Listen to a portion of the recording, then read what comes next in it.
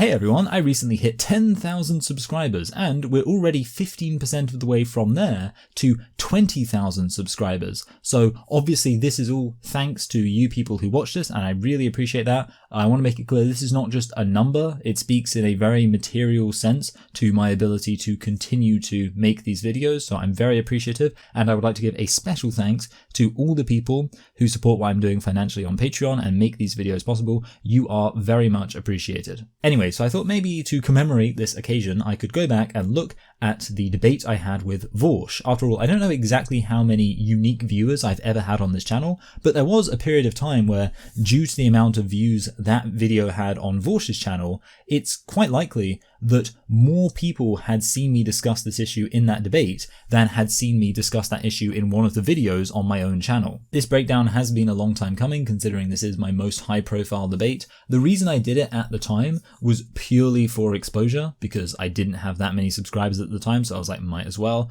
And this gets to why it has been quite a while for me to make this video, because I really didn't want to go back and watch it. See, when I had this debate, the UK was going through an incredibly intense heatwave. Also, my anxiety disorder was much worse at that point in time. I've made a lot of progress recently with that, so it means if you go back and look at previous videos, there's a good chance I might have been dealing with some sort of serious anxiety issue at the time. And then on top of that, I was going into my first ever debate with somebody who I knew was going to be incredibly hostile, and I had never live streamed before. This debate was one of the most uncomfortable experiences I've ever had, both physically and mentally. So I actually needed to psych myself up to go back and watch it. Recently I've been playing FIFA, the football game, a lot, and I've been trying to not do it so much so it doesn't interfere with my productivity, but this time I decided to treat myself by saying I could play FIFA for as long as I liked,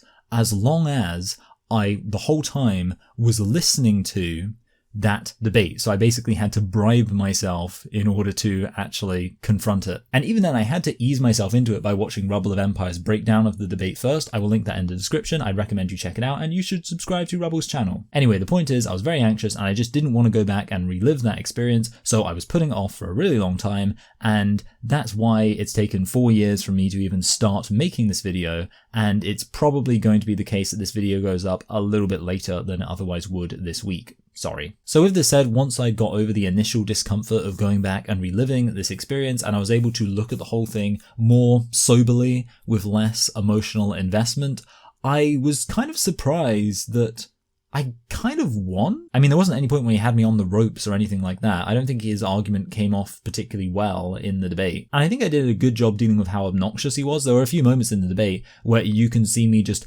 plowing through with my point as he's interrupting like a child. Understanding and properly kind of dealing with the experiences and the oppression of people who are gender non-conforming. And the reason it does so, I don't think it's a good look for VAUSH when I'm clearly explaining my point and he's just going, how, as I'm obviously working my way up to explaining how in a very deliberate way, as if I'm arguing with an angry, crazy man who's refusing to listen to me. At one point, VAUSH attributes to me the belief that he's triggered. What this sounds to me right now, I imagine from your perspective, is that I'm like triggered. At the time, I remember this feeling like an absurd suggestion. Because again, I was incredibly anxious this whole time. All I was thinking was, my chest hurts, all my appendages are numb and tingling, I'm really hot and sweaty, and all of my muscles across my entire body are contracting. Oh, and by the way, this is why I was clearly leaning into the camera a lot in a way that put my forehead front and center and gave me the appearance of having an incredibly high hairline, although I can now reveal a hairline that was not receding because it's been 4 years and it's pretty much in the same place. But again, this is because I was anxious. I'm sure you can imagine that if someone is anxious, a way that they're likely to sit is kind of hunched over, trying to make themselves seem small. And now I have my camera in a different place. It was my webcam at the time. So yeah, I was very much just leaning forward like this.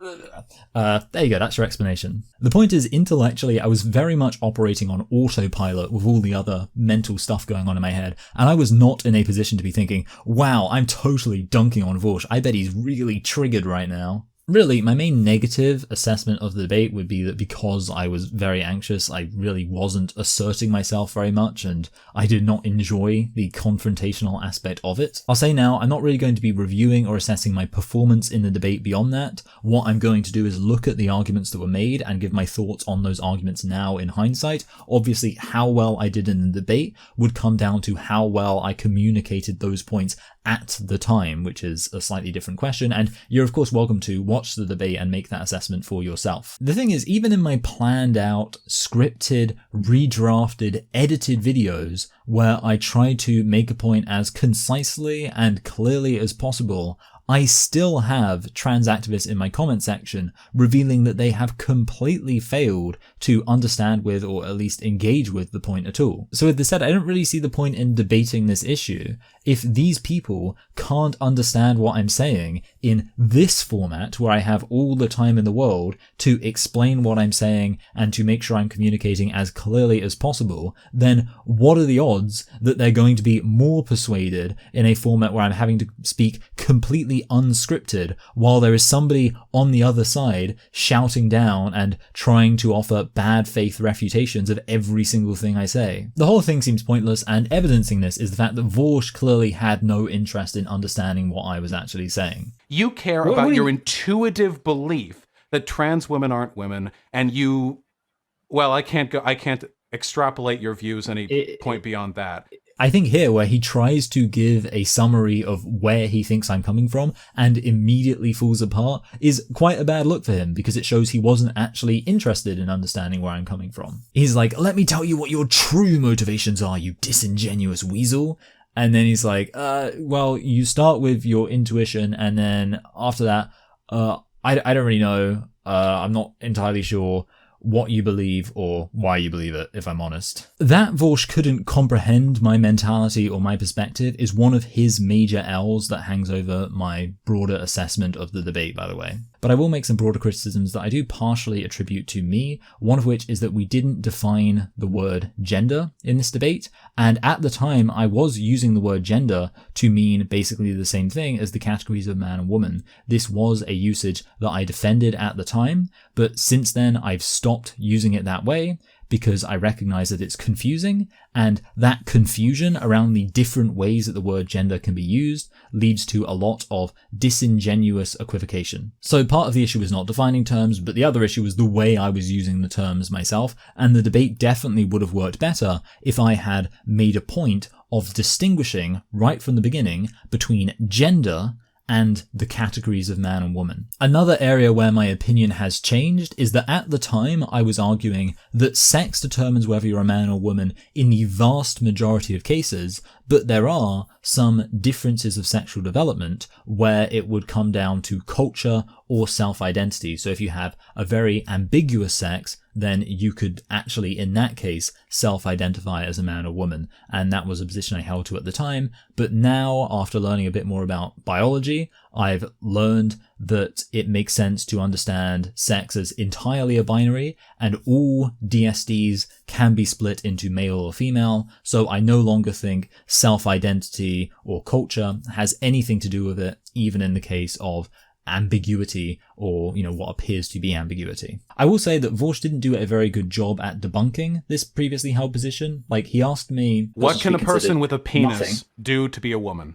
There is nothing. I don't think there is a thing you can do to become a woman. Then biology then it's just biology. Like, obviously this is nonsense. I don't think that there is something you can do to become a woman, because I don't think being a woman is a volitional thing, but that doesn't automatically mean it's purely about biology. Nowadays, I do think that it's purely about biology because my views have evolved, but at the time, I wasn't in any way inconsistent on this point. Anyway, let's take a step back and discuss macroscopically what was this debate about. Well, for VAUSH, it was very clearly about morality. That's something he repeatedly harped on. I'm not sure if it's about having a more robust discourse as it is about mitigating harm and most accurately identifying the way in which people engage with gender. Explain to me why, in my scale where I measure your heart against that of a feather. So that's your argument for the suffering of millions of people and denying them the the social legitimacy of their chosen identity. Now, in this debate, I did not get roped into this at all. I'm very proud of myself. Every single time VAUSH tried to make the debate about whether trans identity is a social harm or a social good, I always brought it back to the question that actually matters. Is trans identity an accurate belief about reality? There were a few people who said that I should have focused on morality and engaged in that discussion, and I absolutely disagree, because that's not what the argument is about, is it? I mean, let's be clear here. We're not talking about whether biological males should be women. We're not talking about whether biological males can be allowed to be women. We're talking about whether biological males are women. The thing about truth claims is that they don't change based on moral considerations.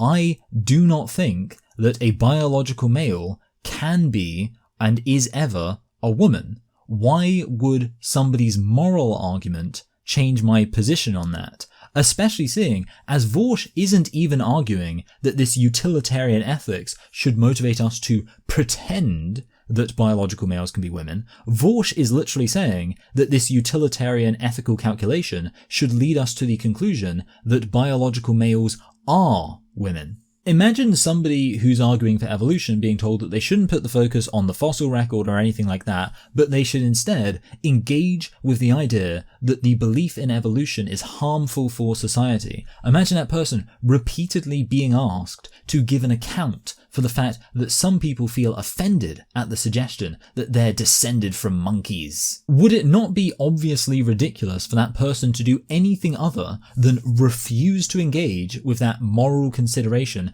and repeatedly bring the question back to, is evolution true?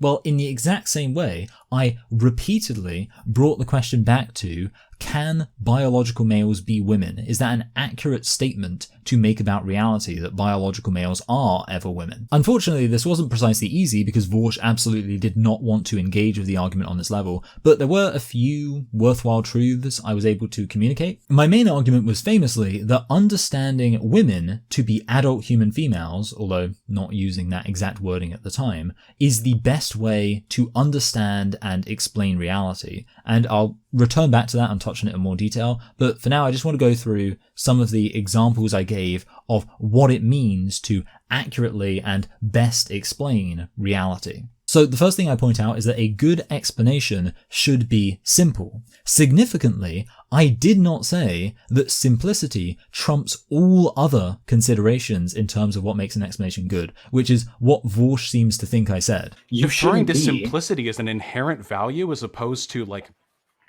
justice or like making the world a better place is, yes, very silly. But the idea that simplicity is one important thing in what makes a definition good is not controversial at all. It's literally called Occam's razor. In fact, you can hear me trying to communicate that as VAUSH loudly talks over me. I'm looking to make the world a better place. Occam's razor basically says that we should have a theory that explains everything that we observe, and then we should stop. We shouldn't add a whole load of extra, unnecessary, complicating assumptions to the mix. Explaining the historic oppression of women as sex oppression allows us to explain basically everything we observe when we engage in a material analysis of history. Adding onto that the idea that, well, actually, it's really just about self-identity, and if some of these women decided to identify as men, they would then not be women, meaning that this oppression of women would become a completely different thing, arbitrarily, depending on the opinions and the feelings of those who are being oppressed,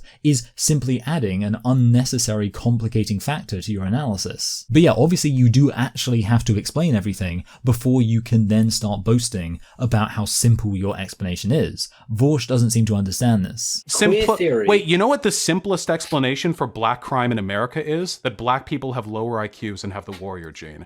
That's the simplest explanation. The issue with saying this is it's not actually a simple explanation if you then have to hand wave away all of the other pieces of evidence that contradict your simple explanation, because that's complicated. Having to come up with a whole load of ad hoc explanations for all the pieces of evidence that contradict a simplistic racist analysis speaks to the fact that that analysis, while it might be simplistic, it's not simple, because you've got to come up with all these other complicated explanations for all the areas where you're wrong and you're contradicted affected by reality. So in a way, an incorrect explanation can never be the simplest one, because it has to come up with all sorts of complicated explanations for all the areas where it being incorrect is laid bare. But even if you did want to say that the simplest explanation for race inequality is just to appeal to racism, well, still, it does have to account for all of the contradictory evidence. You could say all this about race realism. Why? Because you could do the same. It's much easier to explain that black people and white people are just inherently more different. It's very easy to explain. It's very understandable. When they go up against evidence?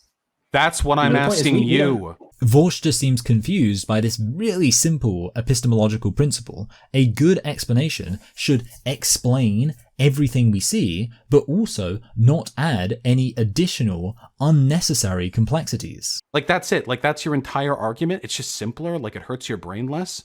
You need less wrinkles to process it. Like, is that it? For the record, the gender-critical point of view is not devoid of complexity. I'm sure some people might think that my previous explanation of sex depression of women just being the full explanation of misogyny was a bit simplistic. And yeah, that's right, I was intentionally presenting a simplistic version for the sake of expediency. Nobody's denying that there are myriad complexities in terms of how sex bodies exist and how gendered expectations, privileges, and oppressions manifest from that. But the point is, none of this analysis is anything but hurt by having recognized that the categories of man and woman are at the center of this, then saying that the designation of somebody as one of those categories is entirely based on their own say-so and self-identity. Like, there are complicated aspects of the fact that I am a man with male privilege under patriarchy. Every single one of those words I just said there could be expanded upon massively to arrive at a more complete understanding of sexed and gendered oppression in history. However, none of that would be helped by then saying that actually, if I just say I'm a woman, suddenly all of that is turned on its head.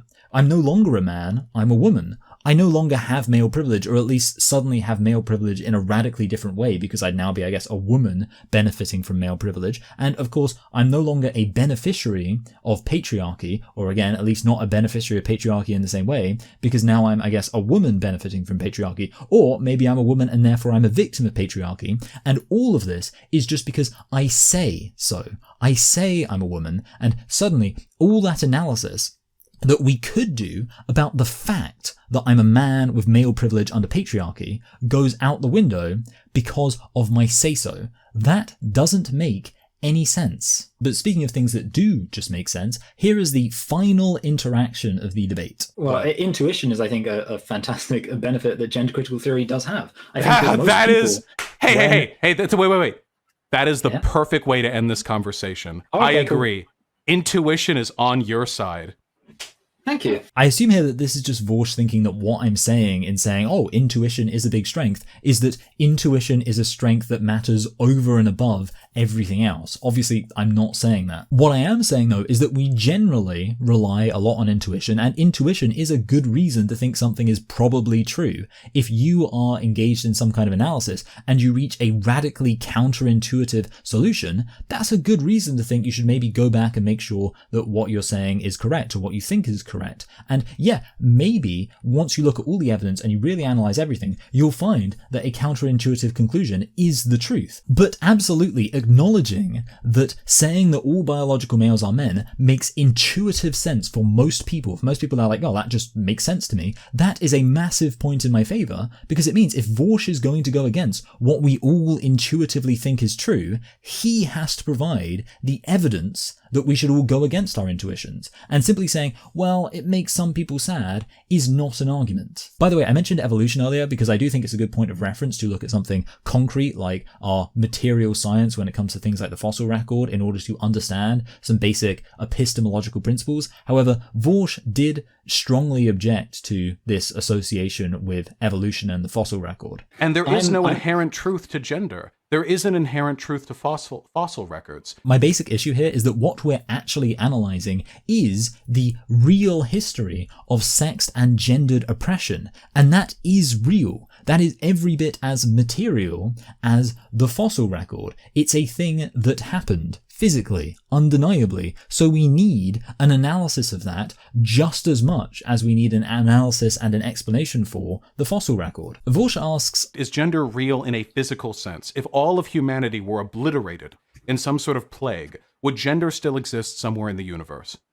But obviously this question doesn't matter because humans do exist, meaning therefore that gender and sex and all of our social constructs exist too, and they are part of the real material world because humans are part of the real material world. So we do have to analyze these things. They are worthy of understanding and saying, well, if humans didn't exist, then it wouldn't. Well, yeah, society wouldn't exist then, but that doesn't mean we shouldn't evaluate and come to concrete conclusions about society, or that anything we say about society is just up for grabs because we made society up. That makes no sense. Let's wind it back. VAUSH's argument is that morality is why we should say trans women are women, whereas I'm arguing that what really matters is the truth. So the real debate is whether or not to say trans women are women is a truth claim. And interestingly, VAUSH seems to kind of think it isn't, because he seems to think there is no such thing as truth when we're dealing with these categorizations. There is no inherent truth of gender. We didn't discover gender somewhere in a forest. It's a social construct. It is what we make of it. So I ask you again, because utility is what I am concerned with, and there is no truth value to appeal to here. It's all a matter of analysis. Although that final comment confuses me because analysis is part of truth. All this leads to the focal point of the debate, probably the defining feature of the debate, because most of it was made up of me saying that trans identity is not helpful in terms of a way to conceive of the categories of man and woman that would help us understand and explain reality, while VAUSH was insisting that he had absolutely no issue understanding reality whatsoever. In fact, let's roll the montage. What am I missing? Like, what can't I describe? You're perceiving the focus. I've talked about all of this before. I understand every conceivable social interaction that a TERF could possibly accuse me of not understanding. Wait, stop deferring to the understanding. Okay. I understand. This is the lie. You keep repeating this. Well, I'm lacking something. I'm lacking some mote of understanding because I engage in queer theory. I don't lack any understanding. There is no scenario in which I, as a queer theorist or an intersectional feminist, could not form a decent explanation for or understanding of what's going on. You realize my job on this channel is convincing people who disagree with me, right? It is literally my job to understand and disseminate information on these subjects. I enjoy that final clip, by the way, because firstly, VAUSH's job is not to change people's minds. For example, he was doing his job when he debated me, and yet I can't imagine he changed that many people's minds at all. He certainly didn't change my mind. So the idea that he's doing his job when he changes people's minds isn't true, because he still gets paid whether he does a debate where he does change someone's mind or he completely flops and doesn't change their mind at all. But more to the point, considering that obviously what I'm talking about here is having a correct explanation for things, what VAUSH is saying by saying that he is able to have this because it's his job to debate is basically that every single debate bro has a good, accurate explanation for everything. Because what he's genuinely saying here is that because he's a debate bro, because it's his job to debate people, that must mean that he has an understanding of everything in the world that can't be called into question by somebody like me. The problem is, if you follow that logic through, it means that every single debate bro could make that claim, including people who have wildly contradictory explanations. So they can't all be true. There necessarily must be some people out there whose job it is to change people's minds, but they literally have no idea what they're talking about. By the way, this feels like a good point to note that VAUSH does a pretty direct appeal to authority fallacy at one point. You're not progressing discourse. That's why you aren't in academia. That's why academic discourse of queer theory has completely precluded all of your bullshit ideas. Obviously, you can be outside of academic discourse and still be correct. So the real question is, what did I mean when I say that VAUSH's understanding of these categories of man and woman doesn't enable us to understand important facts about the world? Because for the record, VAUSH does think that it's important that we can understand gender. If you're arguing that we need to have an understanding of gender as it exists, then fine, of course I agree with that. But as for how I think trans identity makes it harder to understand gender, well, I kind of already covered that in my explanation of Occam's razor. Basically, it makes things unnecessarily complicated in a way that just confuses an otherwise perfectly good explanation of all the reality there is to observe. I also mentioned evolution as an explanation for the fossil record. We have this whole geological, paleozoological reality, and evolution functions as a simple but exhaustive explanation for pretty much all of our observations about natural history. It would ruin that if you then decided to throw on an extra thing that actually all the fossils were just put there by the devil to test our faith in Genesis. Likewise, we have this whole complex reality of sex and gendered experiences for which our understanding of what it means to be a man or a woman is very important, and that is something that we lose if we decide that somebody is a man just because they say so, or somebody is a woman just because they feel like it. Honestly, this idea of how trans identity ruins our understandings of and our explanation for reality is a sufficiently complicated idea that I'd like to talk about it in more detail at some point. In the meantime, the main video I would recommend you watch is my video, How Gender Identity Lies About Reality. I might leave it up here, but it will certainly be in the description, so I would recommend you check that out because it is a good resource to consult. But right now, here in this video, one thing I could focus on is the brief moment where VAUSH tries to turn the criticism around on me and say that my explanation of reality actually falls flat because I reject trans identity. Yeah, and I can explain oppression that you can't. Okay. For trans people. But why can't I explain the oppression of trans people? Okay, what experiences does a trans woman have, and in what way do they differ from those of a cis woman? For the record, I can explain the oppression of trans people. A very broad, simplified overview would be that you have males and females, and from this you have the whole idea of gendered expectations and oppression and privilege and things like that. And this is oppressive to people either because the gendered expectations themselves are oppressive, or because people in moving beyond those expectations then get oppressed because they are breaking the rules of our gendered society. And this is why gender non-conforming and same-sex attracted people face oppression. It's also true that some people might internalize negative feelings and develop what is basically neuroses about the idea that they shouldn't be a man or a woman because of these expectations and this idealized view of what it means to be a man or woman. And this is what we call gender dysphoria. So-called trans people may be oppressed because they're more likely to be same-sex attracted or because they're more likely to be gender non-conforming. They also might be oppressed because they have gender dysphoria, which could lead to all sorts of issues in terms of how that's dealt with. It's entirely possible, of course, that if they are sufficiently convincing in their trans identity, they may not face any oppression as trans people at all. Or if they have this trans identity, but they simply don't act on it and don't tell anybody about it, which is possible because we have this idea that trans identity doesn't actually need to be accompanied by any sort of lifestyle change or seeking any sort of medical transition. In that case, they're not going to be oppressed for trans identity because while they remain 100% trans and they continue to identify as trans, they never tell anybody about it or do anything to act on it, in which case, yeah, they're unlikely to face any oppression. And of course, with this said, many trans-identified people might feel that they're oppressed because people say that their trans identities are incorrect statements about reality. Obviously, that's not oppression. It's not oppression to tell somebody that they're wrong about a claim they're making about reality that seems to contradict everything we know and has not been sufficiently evidenced by them. So there we go. That's my explanation for trans oppression. It's multifaceted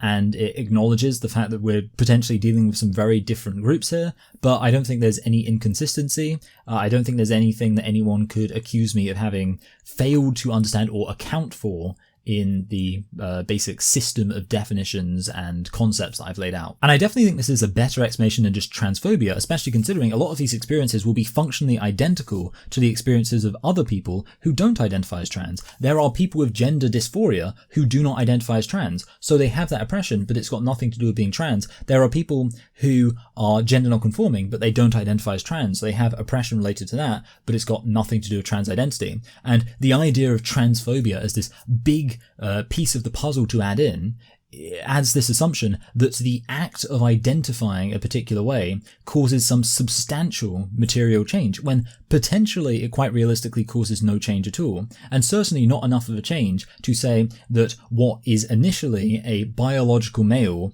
being oppressed due to being gender non-conforming, instead, magically, by just identifying a particular way, then becomes a woman who's being oppressed not for being gender non-conforming, because of course this would be a biological male performing femininity, but instead, I guess, transphobia somehow, even though it's possible nobody even knows this person's transphobic, none of it really makes sense, as you can kind of see, because you've got this gender non-conforming biological male who's not gender non-conforming because they identify as a woman, but when people see them, they're probably not going to know they identify as a woman, so all they're going to see is a gender non-conforming male, even though, again, not gender non-conforming because they identify as a woman. And apparently, even though it seems obvious that these two things, the gender non-conforming biological male who recognizes he's a man, and the gender non-conforming biological male who is a woman and in fact is therefore not gender non-conforming or identifies as a woman, that these two things are totally different, because obviously being a man or woman in our sex and gender system, you'd think that should be a significant distinction, and yet this distinction is barely a distinction at all, and that's a problem that emerges entirely from affirming trans identity and therefore acting as if you've now completely changed from a gender non-conforming man to now a gender conforming woman who is a biological male and as such is assumed to be a gender non-conforming man.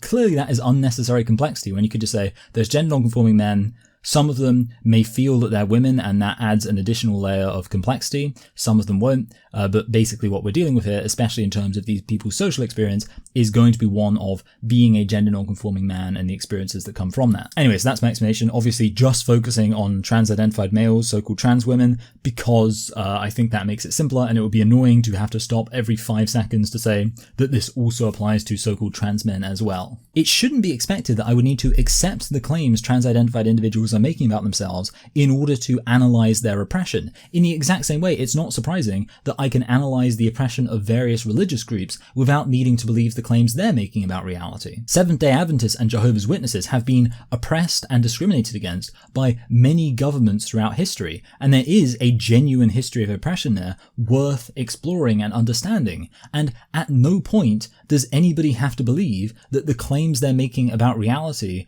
are correct. There's a huge difference between being a guy and dressing up as a woman and getting made fun of it, and being a woman and being made fun of for being a trans woman. The way you internalize that oppression is very different. In one case, you're just being made fun of superficially. You look silly, you're dressed up as a woman. If you're a trans woman, your very identity is being challenged. And that's a very substantive difference to the experience of the people receiving it. You're being pretty reductive, my dude. Maybe gender critical theory isn't helping you understand the world as well as you would like to. The one example you've given, the incongruity between a man who just presents as a woman and a man who identifies a woman, so a woman properly, you gave that and I answered it. So you don't have a difference in explanation possible, but you, with your gender critical theory, actually bowled over and sanded down an existing facet of nuance, which is that a man presenting as a woman and a man who identifies as a woman or a trans woman experience their oppression in different ways internally. What you might notice, by the way, is that I never said that people don't experience things differently based on their own sense of self-identity. VAUSH seems to think that I'm not recognizing this distinction, and he seems to think that because I'm not equating this distinction with the distinction between men and women. The issue is, if you're going to say that recognizing the significance of a distinction in terms of gender oppression between two groups lies in associating that distinction directly with the categories of man and woman, that ends up looking quite bad for VAUSH. After all, I can say that the biggest distinction in terms of gendered and sexed oppression is the sex distinction itself between males and females. So, if acknowledging the significance of a distinction means in part recognizing a distinction between men and women, then we should recognize that distinction along sexed lines. By contrast, VAUSH is entirely centering gender identity, a distinction that arguably only exists in the minds of a few people and doesn't impact most people in their day-to-day lives whatsoever. And yet this is what VAUSH is saying should be the main distinction between men and women. Whether you're a man or woman entirely depends on the way that you identify. That's what he's saying should be functionally the nexus in our understanding of the entirety of gendered and sexed oppression instead of the material reality of biological sex, and that's ridiculous. Another argument VAUSH makes against the explanatory power of gender-critical ideas is... Do you appreciate the supreme irony of you, a TERF, saying that your theory has more explanatory power than mine because my chat misgendered you? If we can take a moment of silence to appreciate the sublime irony of that particular criticism on your end, I think his argument here is that gender criticals misgender trans people, and therefore I totally owned myself by saying that misgendering somebody speaks to a lack of explanatory power. However, I think it's pretty obvious here that what I was really saying is the fact VAUSH's audience thinks somebody having long hair and a pink tank top speaks to them being a woman shows how detached their understanding of the words man and woman are from the actual experiences of most men and women. Like, it's not just that calling me a woman goes against biology or my self-identity, it goes against everything about me. So yes, VAUSH's audience clearly doesn't understand what it means to be a man or woman. VAUSH also has some more defensive moments earlier where he's trying to defend the queer theory conception of gender identity. I've interacted with a lot of trans people in my life. I mean, a lot. I have never met any of them who believe that a cis and a trans person, or cis and a trans woman or man, are identical in every way, or that the experiences of a cis woman in youth are the same as a trans woman's youth. The thing is, it's not about whether they're identical. No two women are identical. The thing is, all women who are biological females have a shared connection that makes them all women, which is being biologically female, and that's a connection that no biological male has. Yes, everybody is different, but there's a point at which we start to categorize people into groups, and the way that it makes sense to categorize women is as biological females, and when you start throwing biological males into the mix, you are ultimately making the word woman mean nothing. The same way, obviously, no two black people are the same, but if I started saying that I'm a trans black person, then I don't think it would be okay if I then went on to clarify, well, sure, I'm saying I'm a trans black person, but don't worry, I'm not saying I'm identical to a cis black person. That wouldn't solve the problem. Similar to this is when VAUSH points to some of the complexities of patriarchy. Patriarchy affects everyone, regardless of biology.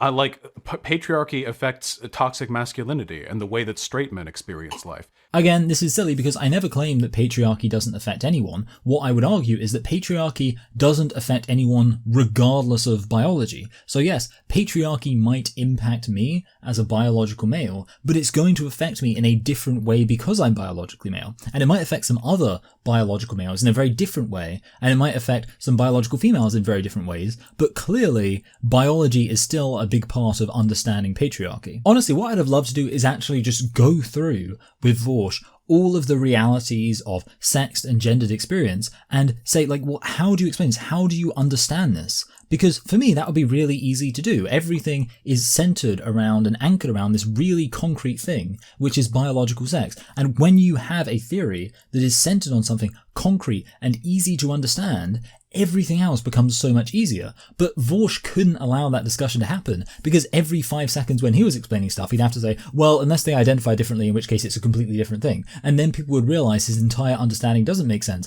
And it's easy to just say, I understand things. It's not quite as impressive when you actually have to explain things and you can't do it. Contrary to what VAUSH would have you believe, this isn't a small issue. The presumption that there is some incredibly specific and esoteric situation in which you perceive there might be limitations to queer theory. This is about your fundamental understanding of the world. The word woman is important to our understandings of feminism, of patriarchy, of misogyny, of women's rights. If you start saying that the word woman means something radically different, then all of those terms get impacted, and they get impacted in a negative way because it no longer coheres with the way that most real-world people understand these terms and these realities in light of their own experiences. Women know they aren't oppressed as women because they identify as women. They know that I'm right. They know that feminism isn't just a movement for the advancement of people who identify as women. They know that I have no place in feminism. Even if I decided I'm a woman, I would have no place. I'm not the subject of feminism. Feminism isn't about advancing my rights just because I say I'm a woman. Most women, even women who pretend to be on your side, they know this. And actually, deep down, they agree with me because it's their own lived experience and they know that. I'd like to finish this section with the old smoking gun, and it really is a smoking gun. It completely destroys VAUSH's whole argument. See, remember how I was saying, well, of course, patriarchy affects men too, but we have to understand this is in light of the reality of their biological sex. Well, it seems like VAUSH kind of accidentally agrees with me. Patriarchy significantly affects gay men, and they aren't oppressed by their biology. They're men. They aren't oppressed by their biology. They're men. What happened, VAUSH, Can men not be female all of a sudden? Let me ask you a really simple question, VAUSH. If you're right that biology is not what makes somebody a man or woman, if that doesn't impede your ability to understand the world, if the complexity of patriarchy is actually a point in your favor, then why is it that when you're trying to explain the complexities of patriarchy in light of biological sex, you accidentally affirm my point of view? It's interesting. I've never found myself being forced to conflate being a man with identifying as one. That just doesn't make sense to me. But clearly, on some level, you recognize that being a man relating directly to biology makes sense to you. That's why you accidentally spoke in those terms. And they aren't oppressed by their biology, they're men. It's just really funny to me that VAUSH says, I understand everything. There's no possible situation I couldn't understand. And then, as soon as he actually starts to explain something, he accidentally contradicts his own point of view. Speaking of slam dunk knockdown arguments, by the way, wouldn't it have been funny if I'd asked him, what's a woman? I realize that question hadn't been popularized back then, but I wish I'd have been an innovator there, because can you imagine how funny it would be if he was right in the middle of saying, I understand everything, there's nothing I can't conceive of, everything makes sense with my worldview, and I just said, okay, so what's a woman? Because there's no way he could have given a response. He would have, I guess, had to say the circular argument of a woman is someone who identifies as a woman, but then I could point out, well, that's not a good definition because, you know, if you've got a definition that includes the word you're defining in the definition, that's circular. If immediately you've got a circular definition as soon as you try to explain something quite central to the idea of gendered and sex depression as what is a woman, it seems like maybe your explanation isn't as good as you thought it was. Anyway, I think I'm going to pick up some pace now because I've just shown that VAUSH's argument's self-destructed, so, you know, put a fork in him, he's done. But I'll go through some of the other things said. VAUSH claims that I said that we should never ever change our understanding of social constructs. And now we address the fundamental argument that you have made. We have never before changed the definition of a social construct. Well, we have. I didn't say that. Obviously, we have changed our understanding of social constructs. We just need a reason to do so. My go-to argument is that I can't be eating a triple bacon cheeseburger and claim I'm a vegan. And when someone says, well, you're not a vegan, that's not what that word means. I say, oh, so you're saying words can never change definitions? No, they can, but you need to actually give a reason for why in this specific case, the word should change, especially seeing as you are seemingly robbing it of basically all the meaning it had. Right now, you're just arguing against the idea of changing social constructs. People could have adapted your exact same arguments to keeping black women out of white women's spaces 60 years ago in the US.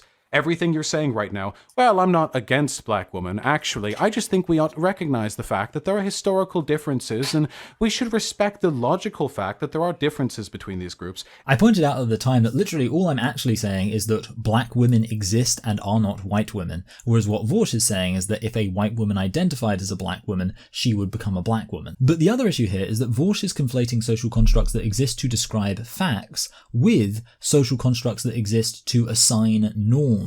In this case, for example, he couldn't argue that what I was doing was equivalent to arguing that black women aren't white women, because everyone would agree with me on that. That wouldn't work out in his favor. So he instead had to say that what I was arguing was equivalent to that black women and white women should be segregated by race. This whole argumentation is incredibly dishonest, so unsurprisingly, it's one of the main things he does. TERFs do this the same way. When they do this, oh, well, we shouldn't have to wear makeup to be a woman. We shouldn't have to wear high heels to be a woman. Woman is not a performance. Woman is whatever. What they're doing is they're challenging an existing social construct. And isn't that what TERFs are always crowing on about? The expectations of femininity. Why should a woman be expected to wear high heels and makeup and what have you? People used to believe the role of women was just to be barefoot and pregnant. You would pump 12 kids out of them by the time they were 30, and they thought it was a God-given necessity for them to do so, to propagate the kingdom. Our understanding of gender has changed. First of all, social constructs get changed all the time. Feminists have been advocating for it for centuries now. Of course, as I brought up consistently in the debate every single time we brought this up, saying what a woman is not the same thing as how women should be treated or how women should behave. Women are adult human females. That carries with it zero normative expectations, and as such, it is nothing like any of the social constructs that VAUSH brings up as red herrings. With this said, VAUSH then tries to argue that me rejecting trans identity is some sort of normative, prescriptive expectation. You're arguing you're a transphobe. You're making a prescriptive judgment right now. Are trans women women? No. Yeah, then quit dressing up with your language with academic speak. You're making prescriptive judgments. You're making the argument that it should not be a matter of identity. You're making a prescriptive judgment, as am I. I'm just not afraid of saying that I am. The thing is, as I've already pointed out right at the beginning of this video, I wasn't arguing about whether or not trans women should be women. I was arguing about whether or not they are women. This is not a prescriptive judgment. The only prescription could be if you infer that because I'm saying this is true, I'm therefore saying that we should affirm it as true because we should generally affirm true things. But by that logic, saying that the earth isn't flat becomes a prescription because you can infer I'm probably therefore saying we shouldn't act as if the earth is flat. But that's not how prescriptivism versus descriptivism works. It's not how the is-ought distinction works. Just because I'm saying something is the case, that can't be conflated with me saying something ought to be the case. You can't argue against a factual claim with moral considerations. And just to drive this point home, if there was no gender, you realize that there would be people who look like me who would talk and present in ways we typically consider feminine. That would be fine. And yeah, obviously I don't have a problem with that because being a woman isn't about how you're allowed to dress or present yourself. I never made any such prescriptions. Similar to this is VAUSH's attempt to conflate social categorizations that are also moral judgments with social categorizations that aren't. So the specific example he gives is being a citizen. In the formation of this country, the United States of America, the only people who were considered full citizens were land-owning white men. The definition of a citizen had race baked into it. And we changed that definition. And of course, it's offensive to say that black people can't be citizens, but why? Because being a citizen carries with it certain moral implications. I give the specific example of equal rights, and VAUSH harps in on that in order to try to deflect. Post again. No. You could still have a non-citizen be equal. You're moving the goalpost again. The point is, but of course, what he can't deflect from is that we all know being a citizen matters to us in terms of values. Another example I've given is marriage. One of the reasons we've changed the definition of marriage is because marriage is seen as morally validating a relationship. However, as I point out, being a man or a woman is not a moral judgment, and you can see me try to point that out as VAUSH talks over me. What it means to be a citizen has a very pronounced value attached to it. And so does gender identity to trans people. But no, and it so doesn't, does gender identity to trans people. Your implication, what you're implying is that in some way how many being non-citizens killed is themselves because they inferior. weren't citizens? Let me make this clear. There are non-value reasons we might say somebody shouldn't be described a particular way. Obviously, I'm not a citizen of Uzbekistan, and that doesn't offend me because I've never been to Uzbekistan. I wasn't married back before my wedding. I wasn't married when this debate happened, and that didn't offend me. But there is a point at which refusing to grant somebody a certain label does become offensive because the only reason you could possibly be doing that is because of a moral objection. If you say that a black person who was born and raised in America can't possibly be a citizen because they're black, that is a moral judgment, a value judgment you are making against black people. If you say that two people who are in a monogamous, committed, faithful relationship can't be married because they're same sex, that is a moral judgment you are making against same-sex relationships. But when I say that a biological male can't be a woman, I'm not making any moral judgment at all. I'm just stating facts. And of course, being a woman is not a morally evaluative term in the same way that citizenship or marriage is. VAUSH says something pretty crazy. Your denunciation of the importance of changing what it means to be a citizen is irrelevant because it hinges on the idea that people care more about the bounds of citizenry than they do about their identity. It's not true.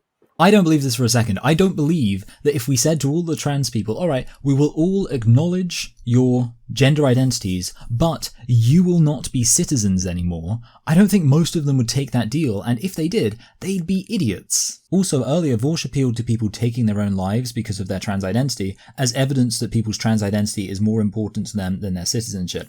I don't agree with that logic at all. People take their own lives over romantic relationships. That doesn't prove that romantic relationships are more important to people than our liberal democratic rights. The obvious issue is that anybody who's considered considering taking their own life is clearly not thinking about things rationally, and as such, we can completely discount that in terms of deciding what is ultimately important to people. Also, very important point, if you say that we should take issues more seriously if people take their own lives over it, you are basically encouraging people to take their own lives, which is a very bad idea. So just to summarize on all of that, VAUSH said that we can change our understanding of social constructs, which I never denied. He then tried to conflate the prescriptivism of saying what people should do with the descriptivism of just saying what people are, and then finally, he tried to conflate social constructs in terms of moral, evaluative judgments with social constructs in terms of just describing reality without making any such judgments. On all three of these points, he was clearly in the wrong, making stupid claims. Similar to all this is when VAUSH asks, what then? Should we keep racism? Racism is a social construct, and by preserving racism, we preserve in amber the relations between black and white people. Again, this is wrong for the same reason. Social constructs in terms of just describing what people are is clearly not the same as moral judgments we're making about people, and clearly if you are being racist, you are making evaluative negative judgments against people of a certain race. And as I pointed out, VAUSH is the one who has a more offensive mentality when it comes to dealing with race, because presumably if he's consistent, he thinks that we should understand racism in a world where a white person can just claim that they are black, and in doing so, become black. And clearly that is actually a much worse way of understanding racism. On this note, VAUSH at one point asks, do you think we should change our understanding of race? Not just how races are treated, but what race is. Now, obviously, we've already established that I don't have a problem with the idea that we should change some social constructs, so me admitting that we should change our understanding of race would not in and of itself justify changing our understandings of the categories of man and woman. I've said many times before that the trans race analogy massively destroys transgender ideology, and here VAUSH tries to turn it around on me by trying to show an inconsistency in my view that we should change our understandings of race. I do acknowledge that we should change some aspects of our understanding of race, and by the way, we should also change some aspects of our understanding of the categories of man and woman, and we have. As we've developed more knowledge about biology, we've been able to better draw and understand that distinction. But my main argument for why we should change our understanding of race is that race has historically been incredibly fluid, and to this, VAUSH says, oh my God. I can't believe you would just say that to me. Do you have any idea how fluid gender has been historically? Now, this is probably one of the big moments where the confusing use of gender has made this statement kind of pointless, because, of course, gender can change in terms of expectations and rights and behaviors. I would never deny that that should be recognized as an entirely fluid thing that can change all the time. But what we're actually talking about here is the categories of man and woman, and that is not fluid at all, especially compared to race. Historically, race has been all over the place. People have disagreed over what racial categories there even are, and who fits into which racial category, and even within those racial categories, there's people who blur the lines with mixed heritage. And of course, when you look, there have been many times in history where people have not even conceived of race really, because they've just had other things to think about. And you could almost argue that racism barely even existed. Our contemporary idea of race and the racism that's attached to that has only really existed for the past few centuries. Now, if you compare this to sex and sexism, it's a completely different ballpark. Almost every single society in the world has acknowledged there are men and women, and they have had the social constructs centered around that. There have been a few cases where people have had these ideas of third genders, but that's always been a minority. Generally speaking, throughout history, you've always had man and woman, male and female, and it really hasn't got much more complicated than that. So VAUSH claiming that this is just as fluid as race, which I've shown can be all over the place, to the point there are times where people were barely even thinking about race, to having loads of different categories and things like that. It's absolutely absurd. Also, by the way, VAUSH kind of even admits he's wrong himself. We have a better understanding now of the racial dynamics of the Roman Empire, even though our current understanding of race has nothing to do with that of the Roman Empire. So our current understanding of race has nothing to do with the Roman Empire, but in the Roman Empire, they understood the categories of man and woman in pretty much the exact same way. So which one is more fluid here? I will address the basic point here though. My argument is that we need to understand historically the relationship between men and women, and we can only do that when we understand clearly what those words mean. To this, VAUSH is saying, well, we don't use the word race in the way we used to, but we can still understand race when we look at it in the past. And to that, I'd say, first of all, most people actually don't really. There are plenty of people who anachronistically apply our modern conceptions of race to the past in a way that is entirely inaccurate. The only people who really understand race in the past are the people who've made an active effort to learn about race specifically at that point in history. And that would be something that wasn't necessary if our contemporary ideas of race were exactly the same as they were in the Roman Empire. So clearly, actually, having the same idea about race does help us understand race in the past. But when our understanding of race has changed, that has been organic, which allows us to attach it to previous understandings of race from which our understanding of race has basically evolved naturally due to kind of material factors and things like that. Whereas what VAUSH is saying is that we should completely overhaul our understandings of the categories of man and woman entirely to appease a group of people's feelings. And that is nothing like what has ever happened with race. Also, by the way, here, VAUSH does again seem to admit that understanding things and the ability to understand things is a key point in favor of the way that we should conceptualize particular constructs. So, most reasonable people agree that our medicalized scientific perception of racism is one which actually leads to less understanding, more harm, than one if we changed it. Throughout the debate, it's never really clear whether VAUSH's position is that understanding reality doesn't matter, because that's not what social constructs are for, or whether VAUSH's position is that his understanding of social constructs is better because it helps to better explain reality. I suspect the reason why he goes back and forth between these two positions is that neither of them are really defensible for him. If he says that understanding reality and the way we conceive of social constructs is important, then he runs into the issue that he can't even tell you what a woman is, most likely, and even when he tries to talk about reality, such as when he's describing patriarchy and the way it impacts men, he accidentally affirms the idea that being a man is directly related to biological sex. If he instead says that actually understanding reality doesn't matter at all, and it's entirely about people's moral feelings about what they're called, well, he runs into the issue, first of all, that's incredibly anti-intellectual, and also that's an attitude that would not be tolerated in the example of most social constructs we have. Most black people would not be fine with white people being called black just because they feel like being called black. Finally, I guess since we're talking about race, we'll respond to this rant by VAUSH.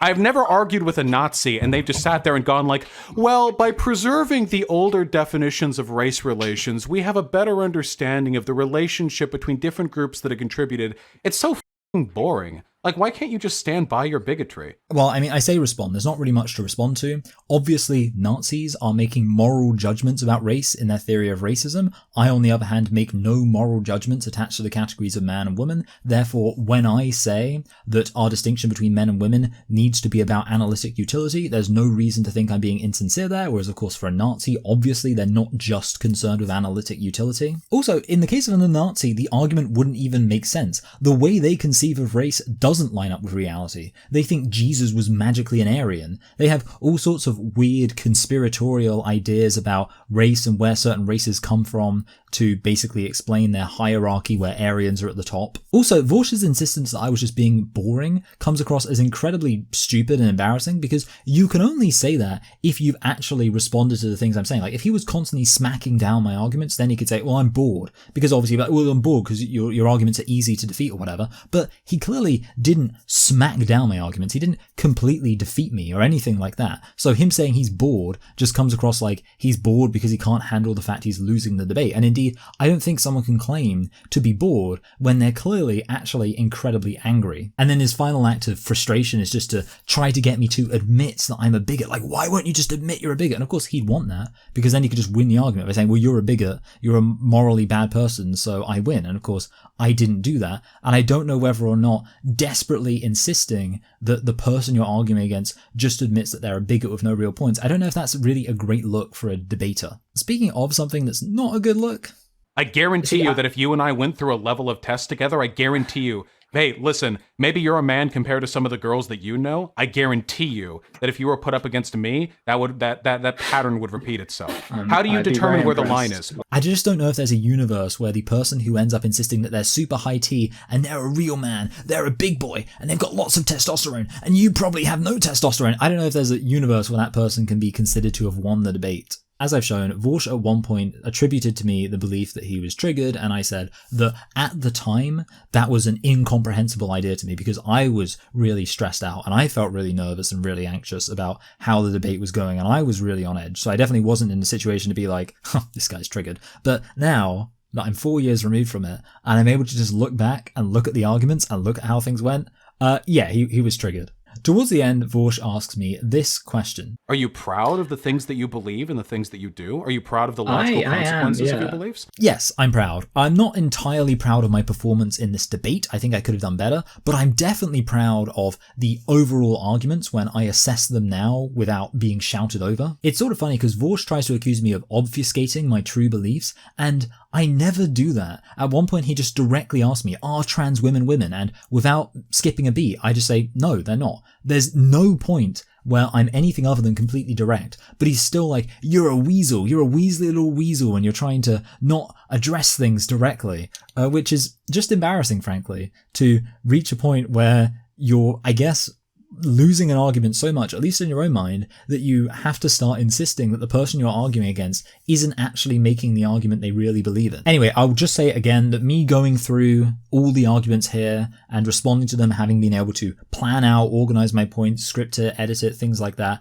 it's not a reflection of my overall performance in the debate. I'm not using this to retroactively claim victory. I do think I had some significant victories. I definitely don't think I lost, but I'm not saying, well, I've shown this and this and this for why VAUSH is wrong, and therefore I clearly won the debate. However, the reason why I would say that I basically won the debate is because VAUSH never caught me on any inconsistencies. There was nothing I said that was particularly embarrassing for me to have said, whereas what I was able to do, as you've seen, is draw out a lot of inconsistencies from VAUSH, and also just a lot of embarrassing moments where he showed that he clearly wasn't comfortable enough with what he believes to defend it in a mature way. I haven't shown much of what I said in the debate because that would have made this very long if I had to also go through every example of where I said something, but of course it doesn't really matter because now I'm saying what I believe now, so that's obviously of more use rather than just going over, oh, here's what I said back then, and oh, maybe it was good, maybe it was bad. I think that would be a waste of time. But what I will say though is when I was listening back to it, there were a few moments where VAUSH would say something, and as I was listening back to it, I'd be like, okay, now here's what I should say here. I'd realize one of the big mistakes he'd made in his logic, and then I would in the debate immediately say that thing, and I was like, oh wow, maybe I wasn't so bad actually. So yeah, a few moments where I was pleasantly surprised with my ability in that moment to think of the immediate correct response, which in a way I thought was perhaps only an argument I kind of developed more recently. But definitely what I said in the debate itself did not constitute a comprehensive debunking. Like, I'm not going to claim that I totally destroyed VAUSH in the debate, because I absolutely didn't. But I do think now that I've gone through everything and I've shown everything he said, I think I'm going to call this a pretty comprehensive debunking. I think I've shown, certainly to my own standards, like I'm now looking at it, I'm like, yeah, there were a lot of issues here. That yeah, in terms of the arguments being made, VAUSH absolutely lost. So for my first ever debate, I'm reasonably comfortable calling that a win, and I hope you have enjoyed following me on this little trip down memory lane. Right everyone, let's see if I can get this in the next 50 seconds before the camera runs out of recording space. Basically, thank you all for watching. I hope you really enjoyed. Like, share, comment, subscribe, all the algorithm stuff. If you want to support what I'm doing, you can give some money on Patreon. If you give just $1 on Patreon, you get access to a bonus reaction video every single week. I do a live reaction video that my supporters on Patreon recommend, and that live format is very fun. It's not quite as annoying as a live debate because I don't have the person I can pause them. I wish VAUSH had a pause button, frankly, when you're debating him. But yeah, and I've actually done some live reaction to some VAUSH stuff on my Patreon, so you should definitely check that out. And here's a clip. It's not of me responding to VAUSH, but it's a clip of the most recent live reaction I've done, so you can see what you would get, but you can go back and look at all my other videos too. If you don't have a sort of handy 3-word definition to hand, well, then you've lost the debate, right? If you can't. Okay, so this is actually a really important thing. I have said before that I think that the way that the gender critical movement has given, I think, the false impression that the point of having a definition for the word woman is that it be incredibly simple. I think that is a problem. I think it's a problem because it then means that all somebody needs to do in order to feel like they've refuted that point is to point out that actually the definition adult human female is not entirely simple. Because even while who's a female most of the time is obvious, it's not always obvious, and it's not exactly simple to say what a woman is. So if you like that, then make sure to give on Patreon, and I will see you all next week by 5, 4, 3, 2, 1, no space.